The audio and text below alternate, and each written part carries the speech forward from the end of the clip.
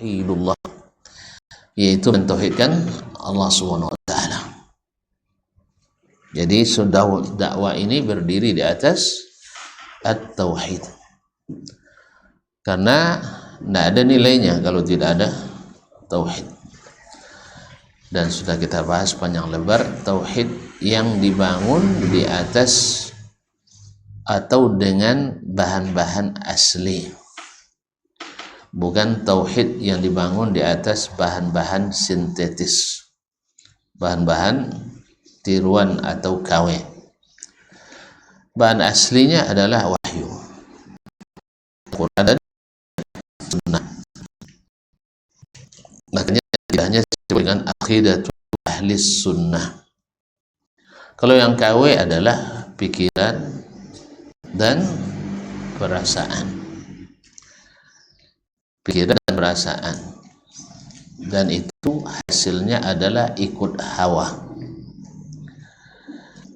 Dan hawa kalau diikuti pasti menyesatkan, kecuali hawa yang dibimbing oleh wahyu. Makanya banyak orang bertauhid, tetapi tauhidnya tidak bahan asli yang turun dari langit. Buktinya dia tidak percaya Allah di langit. Padahal semua berita dari langit memberitahukan kepada kita bahwa Allah di langit. Apa alasan yang menolak? Perasaan dan pikiran. Tidak punya bukti. Sedangkan kita pakai ilmu yang turun dalam bentuk wahyu. Maka bagi ahlus sunnah, ahlul hadis, wahyu lebih tinggi dari pikiran dan perasaan dalam segala hal dalam agama ini, baik yang berkaitan dengan keyakinan, yang berkaitan dengan aturan, berkaitan dengan adab sopan santun, dan transaksi dan muamalah. Semuanya mesti berdasarkan wahyu, bukan berdasarkan pikiran dan perasaan. Makanya ketika ada sebagian ulama yang berijtihad secara logika, bagus, istihsan, yustahsan amaluhu, dianggap baik dan rasanya pas karena melihat konteksnya. Tapi istihsan seperti itu laisa bihasan, kata sebagian ulama, karena menukar hukum Allah. Seperti kisah seorang raja melakukan dosa di bulan Ramadan. Kalau dia kerjakan di malam hari jadi pahala, dikerjakan di luar hari, di siang hari jadi dosa. Apa itu?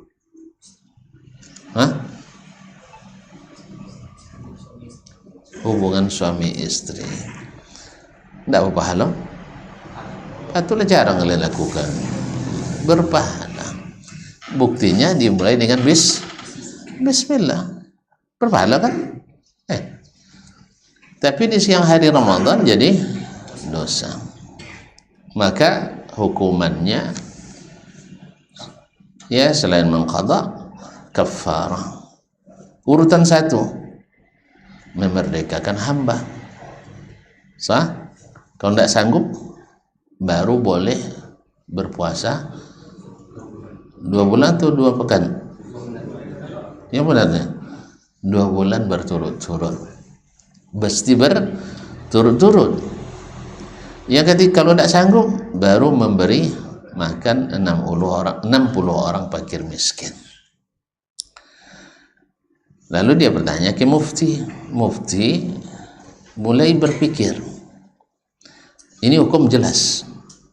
Hukum pertama memerdekakan hamba, kalau tidak sanggup baru pindah ke Yang kedua, puasa 2 bulan berturut-turut. Bila tidak sanggup, baru pindah ke yang ketiga. Tapi dia berpikir, kalau disuruh memerdekakan hamba bagi sang raja, jangankan 1 orang, 1000 orang baginya mudah, sehingga tidak menimbulkan efek jerah. Disuruh memberi makan fakir miskin, jangankan 60 ribu pun dia sanggup dengan mudah. Bukan masalah sanggup aja, dengan mudah. Tidak ada duit, dia suruh kepala dinas. Kan begitu ya. Pandai-pandai lah itu. Kenapa jadi kadis? Sah? Nah, jadi kaum muslimin dan muslimat dirahmati Allah, akhirnya dia minta pendapat juga sebagian fuqaha di masa itu, sepakat mereka disuruh puasa 2 bulan berturut-turut tanpa mengikuti urutan yang Allah turunkan itu. Secara logis bagus kan? Sah? Bagus ya, biar ada efek jerah. Tetapi menurut sebagian ulama, ini istihsan ghairu hasan.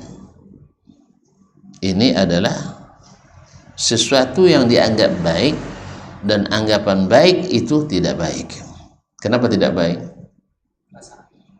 Karena ikut pikiran dan perasaan. Allah lebih tahu ketika menetapkan hukum itu. Sah? Allah lebih tahu. Dan Allah dan Rasul tidak membeza-bezakan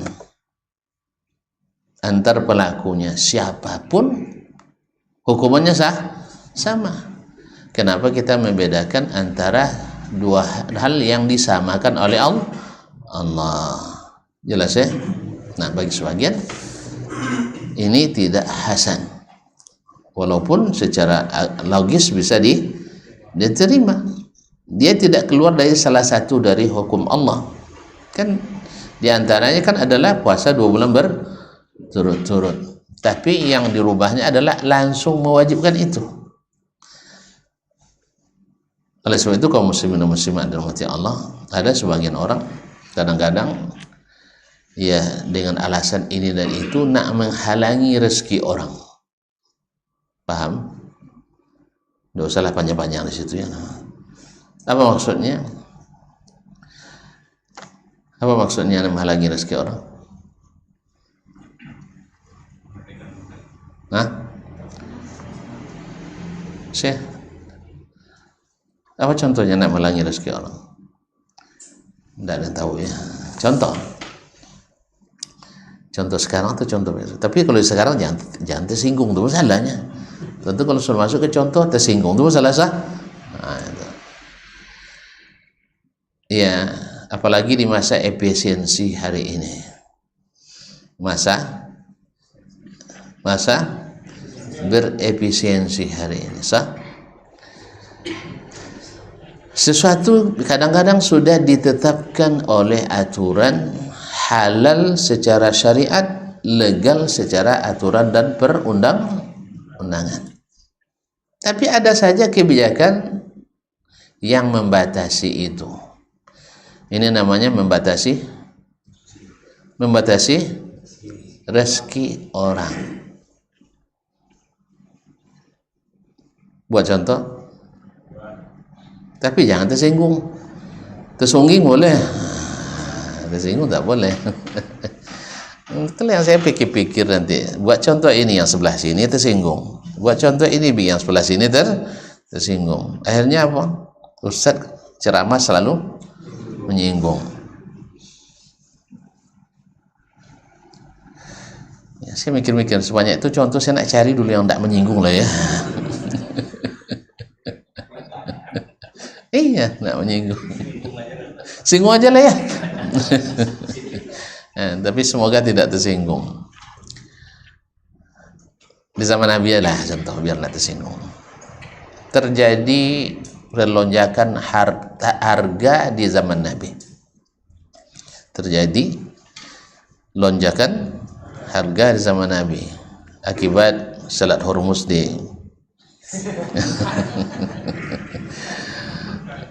terjadi lonjakan harga. Yang jelas harga-harga mahal. Akhirnya sahabat minta ke Nabi Sallallahu Alaihi Wasallam untuk membatasi, memberi harga eceran terendah tertinggi taib. Untuk membatasi harga, ya Rasulullah sa'ir, ya Rasulullah tolong dibuat daftar diberi batasan harga, tidak boleh ngambil untung lebih dari sekian persen misalnya. Lalu Nabi mau enggak? Enggak. Da'ullaha yarzuqu ba'dakum bi ba'd. Biarkan sajalah Allah memberikan rezeki bagi sebagian dari sebagian yang lain. Antum merasa mahal karena antum pembeli. Coba ketika jadi penjual. Orang lain jual 150, antum nak jual 250, sah? Bilang pula murah tuh ya. Seluruh Indonesia sini paling murah. Upo paling mahal ya. Jadi Nabi tidak mau membatasi rezeki orang. Biarlah Allah yang memberi rezeki sebagian dan sebagian yang lain. Lagi-lagi seorang ulama pernah ditanya atau dia mengadu kepada masyarakat, ya Syekh, bagaimana caranya Syekh, harga kok naik terus, katanya.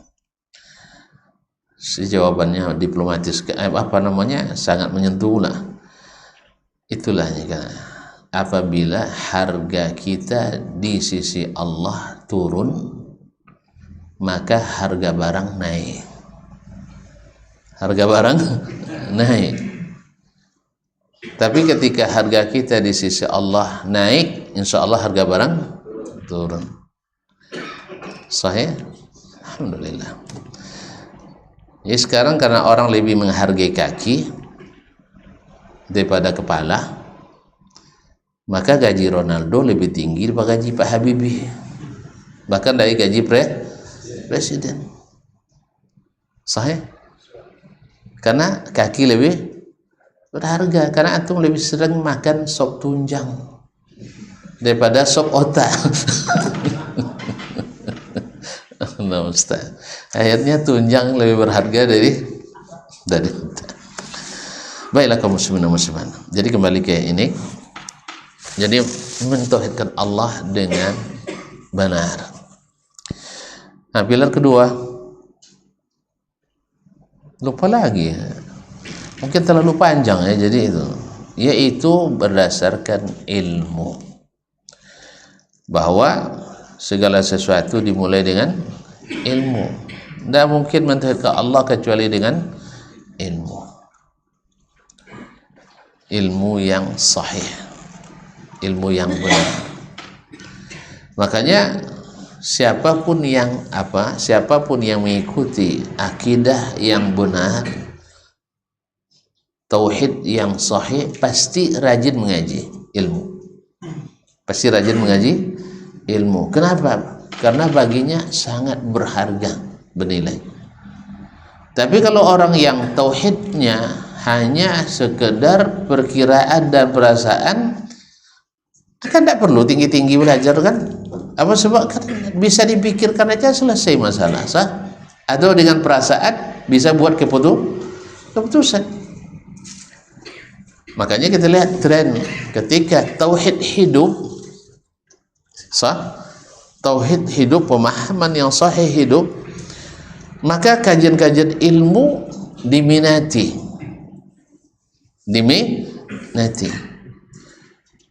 Makanya alhamdulillah kita lihat tren belakangan ini, khususnya di negeri kita ini, kajian-kajian hidup gitu, sampai orang pada cemburu gitu,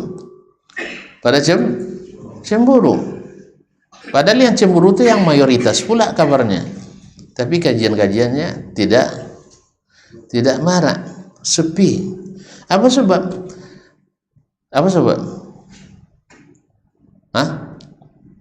Kan pernah saya ceritakan kisah kajian ibu-ibu, lupa lagi ya. Ulang lagi ya. Ada seorang ustadz cerita sama saya, ustadz yang cerita langsung, diminta menggantikan temannya mengisi kajian ibu-ibu, tuh jauh di sana, tempatnya jauh di pinggir kota. Tapi sebelum menggantikan, kawan tuh sudah wanti-wanti, ya tapi amplop enak nyongnya, amplopnya tipis katanya.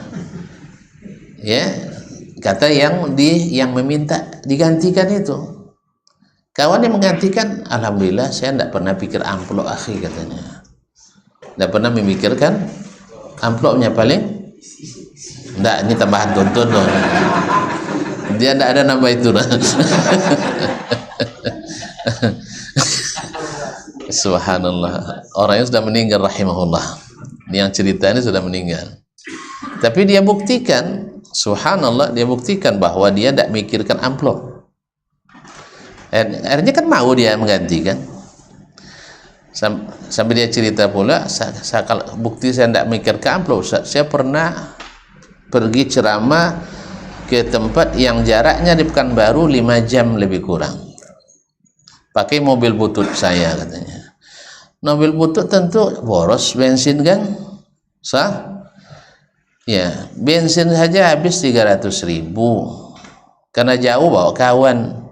Tentu kawan tidak diajak makan, pergi makan pulang makan, sekali makan maklumlah kawan suka makan pula.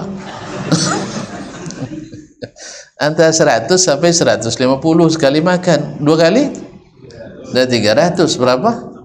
600. Pas nak berpisah, tentu dah malam, dah enak pula melepas kawan itu, nanti pas buka pintu istrinya pakai sapu, sah? Paham tak? Nah, jadi ingat pula buat istrinya tersenyum ketika buka pintu, dikasih pula 200 katanya, dah berapa? Dah 800. Alhamdulillah amplopnya isinya 350. Subhanallah, iya subhanallah, dia bilang. Tapi karena dakwah Ustaz, tidak lama diundang lagi ke tempat yang sama, tetap saya pergi. Alhamdulillah tidak ada perubahan katanya. Masih seperti yang dulu. Dia bilang cerita. Tapi subhanallah, saya memohon kepada Allah, memang berat ikhlas itu katanya. Saya mohon, ya Allah, tolong beri saya keikhlasan. Alhamdulillah, tidak ada rasa beban. Pergi dia, bawa kawan juga, makan tetap. Masih ya seperti yang dulu. Nah, jadi ini cerita kawan itu tadi. Pergi dia kayak ini, jadi dia minta mewakili tadi kan, tapi amplopnya tipis katanya. Tidak apa-apa, saya tidak mikir amplop, pergilah ini. Jadi ketika selesai biasa dikasih sama ibu tuh. Jadi karena kawannya sudah diberitahu, dia tidak peduli, akhirnya dikasih masuk dalam saku. Terus pulang sampai di rumah baru dibuka, ternyata tidak tipis, tebal. Ya, tipisnya berapa? Biasanya dikasih 75 sekali jalan. Ini ketemu 500. Tentu kan curiga, Ustaz ini jangan salah beri, ini jatah anak yatim barangkali kan. Jangan, atau duit apa kan, duit kas. Akhirnya dia telepon Ustaz, olehnya ibunya penanggung jawab, Assalamualaikum Bu, maaf, ada apa Ustaz, ada yang bisa dibantu? Ustaz ibu tidak salah beri Bu. Kenapa Ustaz, memangnya kurang ya katanya? Enggak, ini kan banyak sekali 500. Iya memang segitu Ustaz. Alhamdulillah berubah rupanya. Akhirnya dia telepon kawan tuh, akhi, kayaknya enggak seperti antum bilang. Berapa katanya? 500. Akhirnya besok saya beri isi katanya. Enggak, bukan gitu. Coba ulang sekali lagi katanya. Mungkin salah kan? Diulang lagi, dikasih sama 500.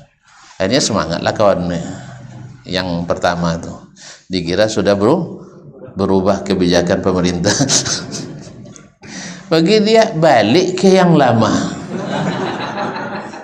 Subhanallah. Jadi akhirnya tidak tertanggung lagi sama dia telepon ibu tuh ketua, bu, ibu gak adil bu, si Ustadz si Anu dikasih segitu, saya kok 2 tahun ngisi kok kasih segini. Baru ibu tuh terus terang, mohon maaf Ustadz ngaji cerita ngalor ngidul gitu. Jadi tidak ada yang bisa kami pegang kecuali ketawa ke TV aja. Tapi kalau Ustaz kemarin jelas kajinya Ustaz, qala Allah, qala Rasulullah. Jadi ada yang bisa kami pegang. Akhirnya kembali ke Ustaz lagi masalahnya. Rupanya. Jadi makanya kami hargai. Ya, bukan masalah. Tapi kalau cerita kan untuk apa kami bayar mahal katanya. Ini off the record aja ya. Orangnya kan tonton nggak tahu kan? Iya, iya saya nggak pernah nyebutkan orangnya, alhamdulillah, karena dia juga nggak ingin disebutkan siapa. Tapi lepas kedua kali ke tempat yang jauh tuh, sebulan selepas itu dia dapat telepon dari ibu-ibu. Apa isi teleponnya? Ustaz, biasanya nggak jelas suaranya. Ustaz, keluarga kami mau umroh Ustaz, mau ndak Ustaz ikut bersama kami? Kami mau umroh saya keluarga, mau ndak Ustaz ikut bersama kami? Kira-kira mau ndak Ustaz? Ya mau lah, kalau bisa dengan main sekali ya. Alhamdulillah. Jadi saya menganggap ini balasan yang kemarin katanya, karena waktunya sangat berdekatan. Itu tafsiran beliau. Itu dia ceritakan ketika kami sama-sama ngisi di RAPP di Pelalawan ya, di dalam perjalanan. Semoga Allah merahmati beliau dan mengampuninya, amin. Mudah-mudahan husnul khatimah, dan kita mudah-mudahan juga husnul khatimah hendaknya. Balik ke ilmu tadi. Jadi ilmu itu memang bagi orang yang tauhidnya benar terasa bernilai dan mahal. Makanya majelis-majelis ilmu akan sering hidup di saat tauhid hidup. Karena kita tidak mau kecuali beribadah, beramal dengan ilmu. Karena orang yang bertauhid yang benar paham bahwa ibadah tanpa ilmu tidak bernilai. Dan untuk itu perlu kita tahu pula bagaimana Nabi alaihissalatu-wassalam, karena yang boleh dicontoh secara mutlak hanya Nabi alaihissalatu-wassalam, karena Nabi besok bertanggung jawab dia. Ketika ditanya sama Allah, ya Muhammad, kamu yang ajarkan Dasman? Dia jawab, benar ya Allah. Tapi kalau Dasman besok tanggung jawab, Dasman besok bertanggung jawab dia berlepas diri. Sebab apa? Sebab dia sendiri juga masuk terdakwa. Awalnya dia jadi saksi, akhirnya meningkat jadi tersangka, habis itu terdakwa, habis itu terhukum. Karena rupanya banyak yang tersesat jalan gara-gara Dasman tadi. Kalau Nabi enggak, Nabi akan membela kita, tapi dengan syarat kalau kita istiqamah di atas sunnahnya. Sekali lagi perlu ilmu. Maka ahlul hadis selalu menaikkan ilmu. Jadi tidak suka mempertahankan kejahilan bagi masyarakat. Kalau perlu masyarakat itu yang menggantikan ustadz ceramah. Ada yang mau? Mana tahu ada yang mau. Kalau bisa. Kenapa? Karena kita ingin semakin tinggi derajat ilmu orang yang kita ajari, murid kita misalnya, itu di sisi Allah semakin tinggi nilai kita. Sahih? Karena ini produk kita. Semakin tinggi nilai produk kita, semakin banyak pahala untuk kita. Karena menunjukkan jalan kebaikan seperti orang yang melakukan. Makanya kita berkepentingan semakin banyak orang-orang yang berilmu di kalangan kita. Tidak ada istilah tempe gelombang. Ini itu kadang-kadang takut tempe gelombang. Yang tidak pandai main selancar. Kalau orang tidak pandai main selancar, semakin batik kuat gelombangnya semakin. Tahu selancar bang? Tahu ya? Nah, kalau pandai main selancar, semakin bergulung ombaknya semakin menantang dan mengasihkan. Makanya tidak perlu takut terbit gelombang, karena memang ada sebagian betul termasuk di antara guru saya menghalang-halangi saya belajar. Apa sebab? Takut tempe gelombang. Saya tidak belajar, minta ajak, tidak mau dia ngajak saya. Orang lain diajaknya karena kampungnya jauh. Saya karena sekampung tidak mau dia ngajak. Tentu tafsirannya pasti takut tempe gelombang. Padahal saya tidak akan jauh-jauh. Saya akan katakan saya tahu ilmu ini berkat si fulan dan si fulan. Karena min barakatil ilmi azwu ila ahlihi. Karena ilmu itu barakah kalau kita nisbatkan kepada orang yang memberikannya. Baik, yang kedua sudah. Apa tadi? Al-ilmu, talabul ilm. Yang ketiga, kalau tidak ada beranjak ke yang empat. Iya, tiang 1, 2, 3 belum kokoh kan? Yang ketiga, al-i'tisam bil kitabi was sunnah. Setelah kita berilmu tentang Al-Quran dan Sunnah, ternyata hanya tahu tidak cukup. Kita kan gara-gara banyak tahu itulah, tapi tidak diamalkan, tidak dipegang teguh-teguh. Makanya tidak heran di atasnya tulisan no smoking, dibungkusnya merokok membunuhmu, tapi dibawanya ke masjid. Kadang lumayan juga lah, pas di pintu masjid baru mati rokoknya. Pas mati diinjak di depan pintu masjid karena dibawa. Kalau ditanya, bapak tahu tidak merokok berbahaya? Tahu, tapi mau tidak mengerjakannya? Tidak. Tanyalah sebagian besar kaum muslimin, tahu tidak dia sholat berjamaah itu lebih besar pahalanya? Tahu, tapi mau tidak mereka bersolat ke masjid? Tidak mau. Jadi apa sebab? Tidak berpegang teguh. Jadilah katakan, tidak berpegang teguh, lebih kepada pikiran. Makanya hukum yang tadi, walaupun secara konteks mungkin benar, tapi berpegang teguh itu lebih benar. Contoh, zakat fitrah. Memang ada ulama yang membolehkan dibayar dengan piti, dengan harga. Tetapi Nabi tak melakukannya, sahabat tak mengerjakannya. Lagipun yang memfatwakan itu bila diperlukan atau bila dibutuhkan.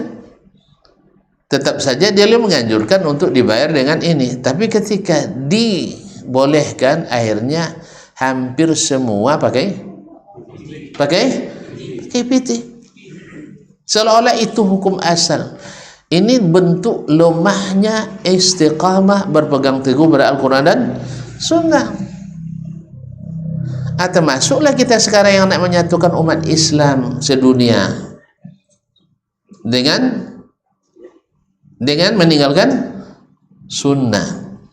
Dengan meninggalkan Sunnah, akhirnya bukan menyatukan umat Islam sedunia, mencerai-beraikan orang serumah. Beda puasa, beda hari raya. Kan sudah Allah tentukan raya itu 1 Syawal, bukan 21 Maret. Paham tak? Paham? Bukan 21 Maret. Idul Adha tanggal 10 Zulhijjah, bukan 18 April. Agustus ya. Antum lambat hari rayanya lagi. April, Mak? Mei, maaf, Mei ya. 18 ya. Hah? 7 Mei. 27. Enggak, saya enggak mau hari raya 27 Mei. Raya saya 10 Zulhijjah. Jangan dirubah-rubah. Akhirnya alih-alih menyatukan orang sedunia, justru memecah belah sekampung, sekota, bahkan serumah. Pernah dengar tonton kisah? Istrinya raya hari ini, besok maksudnya, dan suaminya raya lusa. Akhirnya bertengkarlah malam tu. Malam ya ayo bertongkol juga. Iya, dengan alasan nak menyatukan, tapi bikin orang bertengkar. Akhirnya apa? Bang, dan ayo besok bang katanya. Tiurionya. Patuh kokek abang uang dulu pada kokek katanya, kan itu kan? Iya, lebih patuh pada abangnya orang daripada abangnya kamu gitu. Iya kan, ketua nyuruh begitu bang, kan itu ya. Ketuanya di sini nih. Terserah hari raya kamu besok, tapi catat baik-baik, tidak ada tamu, tidak ada makan di rumah, tidak ada takbiran, tidak ada ucapan selamat. Enak raya kayak gitu. Semuanya tidak ada, makan tidak ada, gembira nggak ada. Akibat apa? Tidak istiqamah, tidak berpegang teguh. Banyak orang pintar, cerdas. Kami mohon maaf, dari dulu orang cerdas yang banyak menyesatkan. Dari dulu yang menyerdaskan, yang menyesatkan itu banyak orang cerdas. Catatlah dalam sejarah. Fir'aun cerdas enggak? Tapi jangan salah paham, ya tersinggung lagi nanti. Saya tidak menyamakan. Ya, Abu Jahal cerdas enggak? Cerdas. Tapi itu tidak orang Islamnya, dalam Islam. Siapa pendiri Khawarij?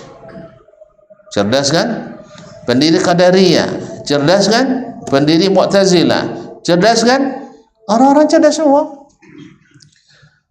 Bukan orang, nih mereka ulama, juga ulama.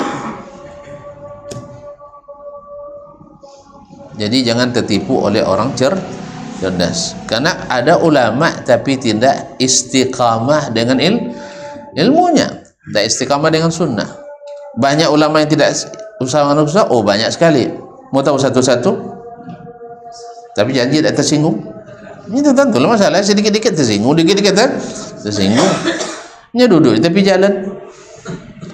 Duduk tepi jalan seringlah nampak tersinggung gitu. Banyak ulama yang tidak istiqamah. Nah, itu nanti kena cuma pula saya. Memangnya kamu siapa? Pandai-pandai menilai ulama. Ya kita bilang-bilang, memang kamu siapa? Pandai-pandai menilai saya. Jadi kaum muslimin dan muslimat dirahmati Allah SWT.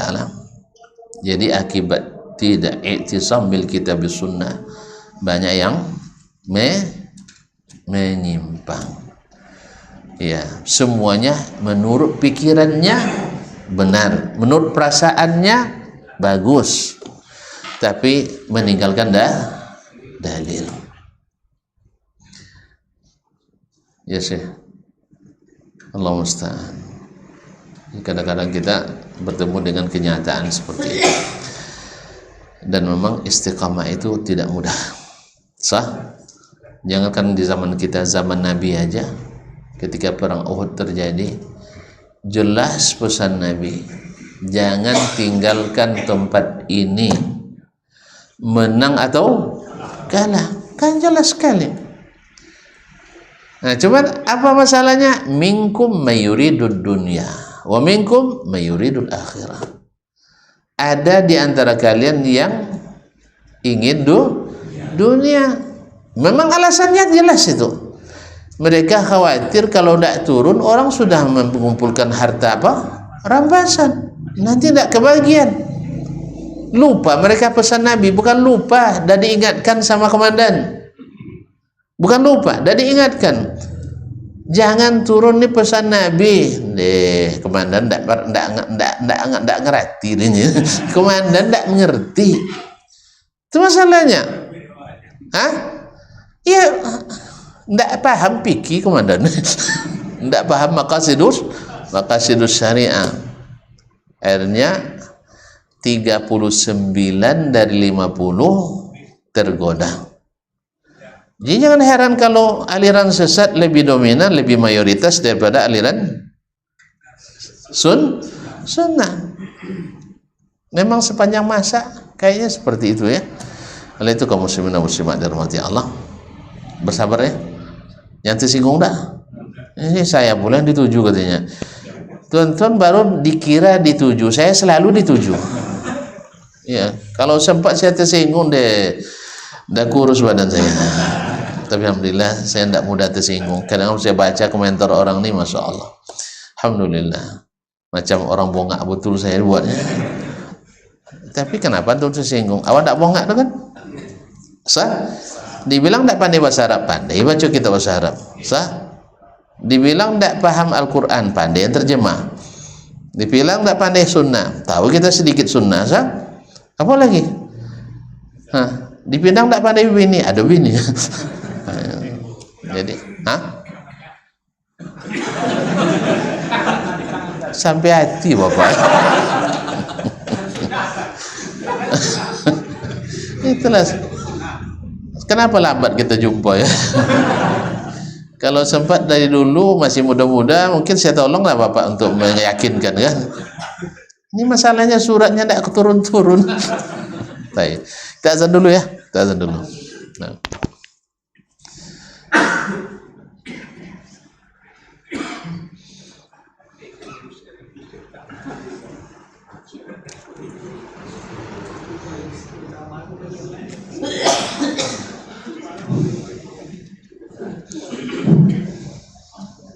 Allahu Akbar, Allahu Akbar, Allah.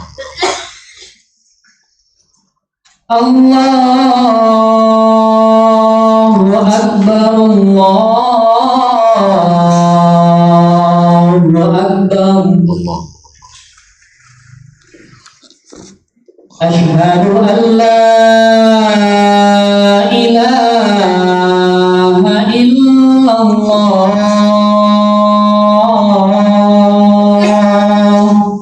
Asyhadu an la ilaha. Asyhadu an la ilaha illallah.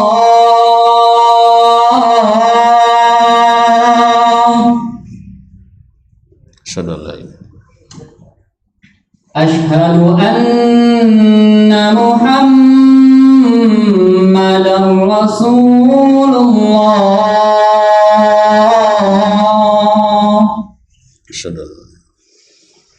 Asyhadu anna Muhammadan Rasulullah.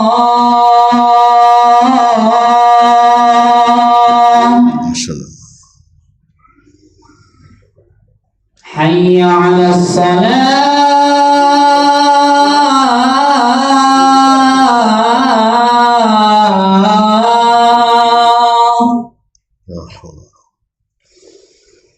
Hayya 'alas salah.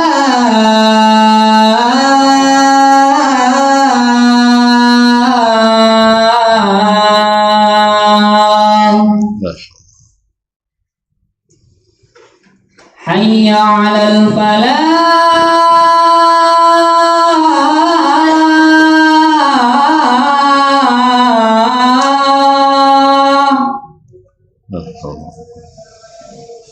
Hayya 'alal falah.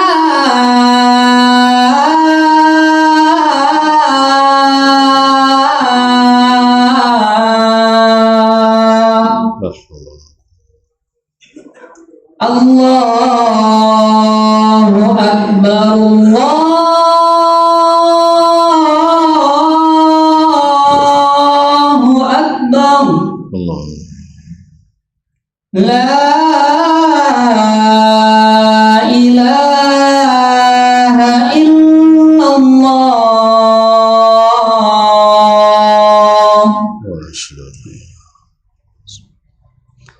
Allahumma rabb hadhihi da'wati tammah.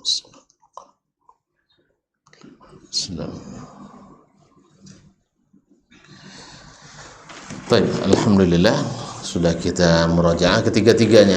Pertama tadi tauhid, kedua al-ilmu, ketiga al-ittisam bil kitabi was sunnah. Itu lanjut yang keempat. Itu aja lah ya. Yang keempat adalah al-i'tiqadus sahih, keyakinan yang benar. Memang apa bedanya dengan yang pertama, tauhid? Apa bedanya keyakinan dengan tauhid? Sama. Terus kenapa diulang?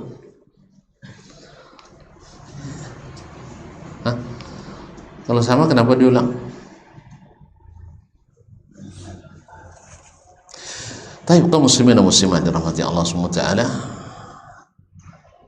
Tauhid itu lebih spesifik daripada akidah. Di antara akidah yang paling utama adalah tauhid. Tapi ada bagian keyakinan yang wajib yang membedakan kita dengan yang bukan sunnah. Kalau tidak mau dibilang ahli bidah, yang ahli non sunnah berdasarkan keyakinan atau akidah. Misal antara khawarij dengan ahlus sunnah, apa bedanya?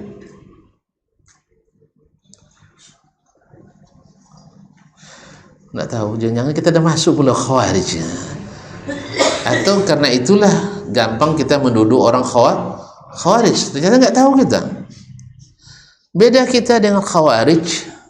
Khawarij itu mengkafirkan orang pelaku dosa besar. Bagi mereka pelaku dosa besar kafir.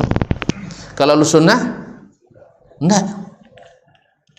Ahlussunnah tidak, karena amal itu sebagian daripada iman, bukan seluruhnya iman. Oleh sebab itu mereka mengkafirkan pelaku dosa besar. Nah, ketika dikafirkan, maka ada beda lagi kita dengan mereka. Kita mengkafirkan perbuatan, tidak otomatis mengkafirkan pelaku. Bagi mereka sama. Setiap yang melakukan tanpa diperiksa kafir. Bila ada seseorang melakukan suatu tindakan kekufuran, maka langsung dicap kafir. Makanya kalau tuan-tuan bersahabat, kerjasama sama Amerika kafir, berkawan sama orang kafir kafir. Berarti ini khawarij. Sebagian kita juga ada yang seperti itu. Kaedahnya berkawan sama Dasman berarti Dasman loh. Sah? Nggak bela Iran berarti Amerika bela. Karena ada sebagian kita kayak gitu. Ada nggak? Saya termasuk korban juga. Ustaz nggak mengikut manhaj salaf dunia. Apa itu? Nampak duduk aja Ustaz sebulan petangnya.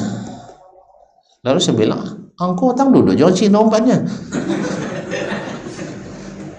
Jadi kadang-kadang ini duduk kita dengan orang kan banyak tujuannya. Sah? Banyak tujuannya. Ada tujuan untuk negosiasi, ada tujuan untuk berdakwah, ada tujuan transaksi. Kenapa ditafsirkan karena berkawan? Makanya kalau antum tidak mau dibilang saya berkawan sama Trump, jangan juga. Kalau antum tidak mau dibilang kerjasama sama Jinping, apa? Presiden Cina, apa? Xi Jinping misalnya, jangan bilang saya kawan sama antum kawan sama Putin karena beli Sukhoi kan? Tidak begitu. Ini sama cara khawarij kita memutuskan hukum terhadap saya. Orang asal duduk serumah dengannya, sama akidahnya. Tidak. Jelas? Kan ada seperti itu juga sebagian kita. Sahih? Tidak. Jadi harus dijelaskan bahwa Khawarij itu punya keyakinan. Ini kan tidak berkaitan dengan tauhid kan? Sah? Tidak berkaitan dengan tauhid. Jadi dia mengkafirkan orang, pelaku dosa besar secara otomatis. Ahlussunnah? Nah, Ahlussunnah tidak. Syiah punya keyakinan. Beda tidak sama kita? Beda tipis? Beda tipis atau beda jauh? Jauh sekali. Mak, saya jauh apa? Nah, saya jauh surga dan neraka. Sah?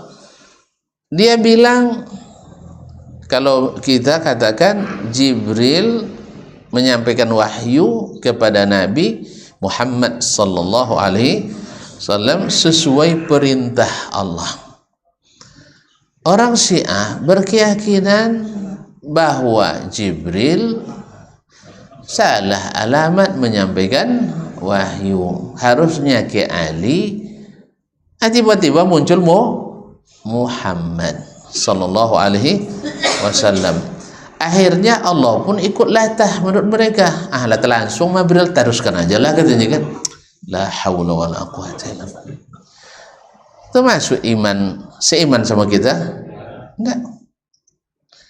Bagi kita, manusia terbaik setelah Nabi adalah para sahabat. Bahkan dalam bab ini orang-orang Yahudi Nasrani lebih hebat, lebih bagus daripada orang Syiah. Kalau tanya Yahudi, siapa manusia terbaik setelah Nabi Musa? Dibilang sahabat-sahabat Nabi Musa. Kalau tanya orang Nasrani, siapa yang terbaik di antara umat Nabi Isa? Dia bilang sahabat Nabi Isa. Orang Syiah bilang bahwa sahabat adalah manusia terburuk dari umat Nabi Muhammad sallallahu alaihi wasallam. Sama dengan kita? Enggak. Ini keyakinan. Jadi oleh itu kaum muslimin dan muslimat dirahmati Allah, jadi ada masalah-masalah yang berkaitan dengan i'tiqad yang juga menjadi jurang pemisah antara kita dengan aliran yang lain. Jadi harus kita mengenali pula pilar yang keempat ini sebagai dasar dakwah kita. Kita mendakwakan tauhid, mendakwakan ilmu, mendakwakan berpegang teguh pada Al-Quran dan Sunnah, bukan menurut pikiran dan perasaan. Ini kadang-kadang itu kan pemahaman kalian katanya. Macam mana pula pemahaman kami? Macam itu dibuat Nabi, macam itu yang kita buat. Itu bilang pula pemahaman kita. Jelas ya? Kita tahu itu pemahaman Nabi dari mana? Dari perkataan beliau dan amalannya. Antum kalau menilai saya, Ustadz itu istiqamah atau tidak, dari mana tuan menilai? Dari apa yang saya amalkan dan apa yang saya katakan. Sahih? Ya kan pernah pula suatu hari kawan-kawan, mohon maaf, ya meragukan keyakinan saya dan tanda petik nak menyidang saya. Lalu saya tanyakan, tolong sebutkan syarat-syarat yang harus saya penuhi agar saya benar-benar menjadi ahlus sunnah wal jamaah seperti yang antum inginkan. Dan bisa juga syarat dia. Syaratnya itu seperti sahabat. Alhamdulillah saya berusaha mengikuti cara sahabat. Selama kita berteman atau antum mengamati saya, sebutkan satu amalan saya yang menyelisihi amalan sahabat. Dah dapat contoh dah. Sebutnya antum kadang duduk dengan Syekh Fulan katanya. Seperti tadi duduk sama seseorang. Saya bilang pula antum di bandara kemudian duduk sama Syekh Fulan. Jadi apakah itu cukup untuk menjadikan kita berubah akidah? Ya Syekh? Duduk misalnya ada orang walimah atau acara pemerintah, kita diundang, dibuat tempat duduk kita di situ, Dr. Dasman Yahya Ma'ali. Di sampingnya bikin misalnya, anggaplah di luar negeri Ali Jum'ah misalnya. Nah, tentu Ali Jum'ah ya. Pentolan anti Wahabi sekali di Mesir tuh, mantan mufti. Nah, tuh duduk saya dengan Ali Jum'ah di acara itu. Langsung saya jadi ikut Ali Jum'ah. Woi. Hah? Ya enggak lah. Karena acara itu acara dunia Islam. Antum kalau buat KTT misalnya KTT ASEAN, bisa antum batasi yang ikut ini aja bisa. Yang mengadakan pemerintah bisa? Enggak bisa kan? Harus ada perwakilan ormas ini, ormas itu, sah. Lembaga ini, lembaga itu. Itu untung antum diundang, kalau enggak untung diundang. Berarti masih terbilang juga sama orang tuh kan? Kalau enggak masih hitungan. Alhamdulillah. Nah, kemudian ketika duduk, enggak mungkin siapa yang ngaji di Azam sini duduk semua. Bisa gitu? Ya enggak lah. Nah, terus ketika saya duduk dengannya di samping berdekatan, puasa saya bicara? Hah? Puasa saya bicara? Selama acara itu enggak ada cakap sama sekali? Gitu. Kan katanya harus memboikot ahli bid'ah kan? Jadi ada masa-masa yang bisa kita melakukan sesuatu, ada masa-masa maslahat dakwanya harus kita tinggalkan itu. Makanya beruntunglah antum tidak diuji dengan ujian-ujian seperti itu. Jelas? Ya kalau kita diuji, alhamdulillah. Saya juga memohon jangan diuji dengan ujian-ujian yang ini. Makanya yang kadang-kadang yang paling berat itu ya seperti acara-acara resmi itu paling berat buat saya. Saya lebih suka acara-acara kampung ya.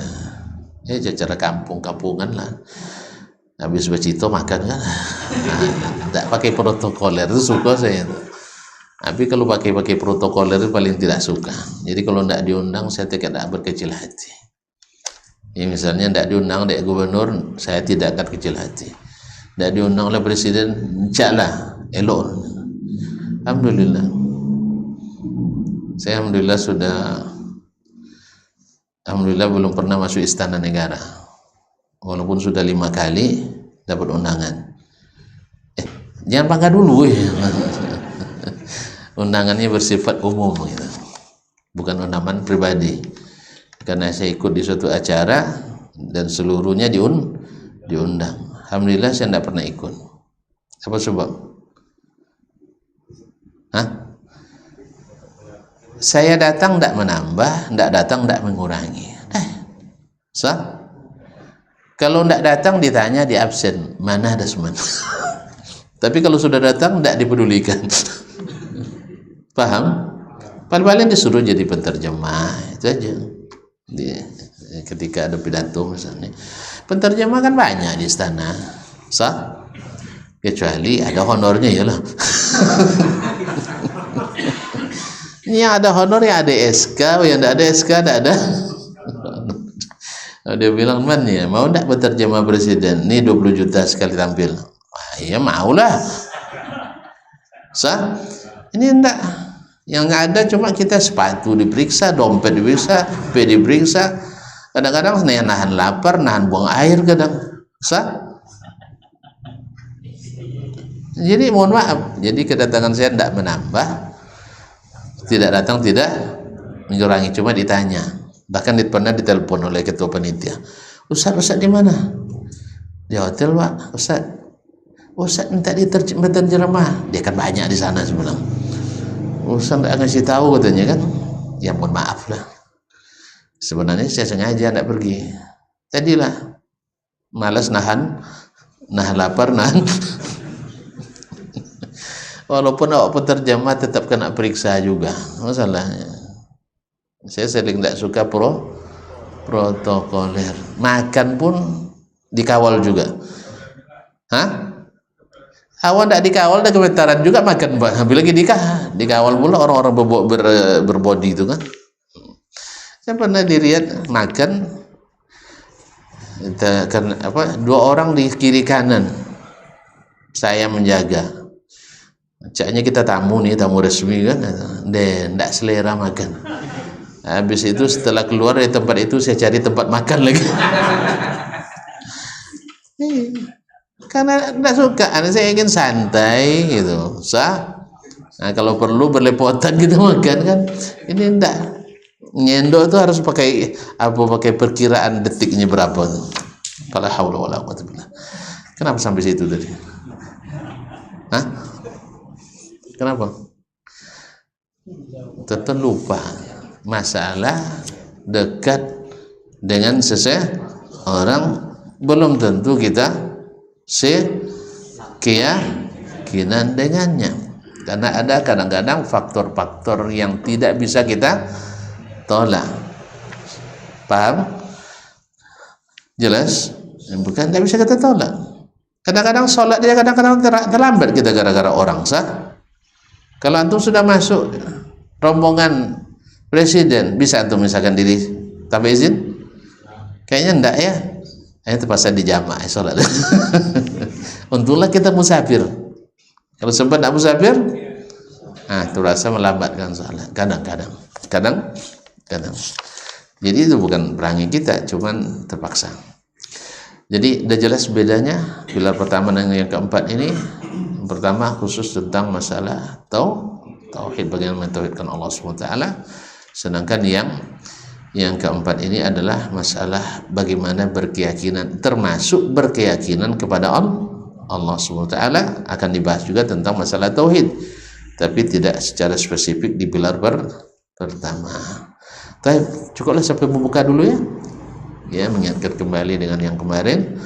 Mudah-mudahan Allah beri kita waktu di waktu yang akan datang untuk menyambung kembali yang belum kita selesaikan. Wabillahi taufiq wal hidayah. Wallahu taala alam. Wassallallahu ala nabiyyina Muhammadin wasallam. Wa subhanakallah bihamdik asyhadu an la ilaha illa anta astaghfiruka wa atubu ilaik. Wassalamualaikum warahmatullahi wabarakatuh.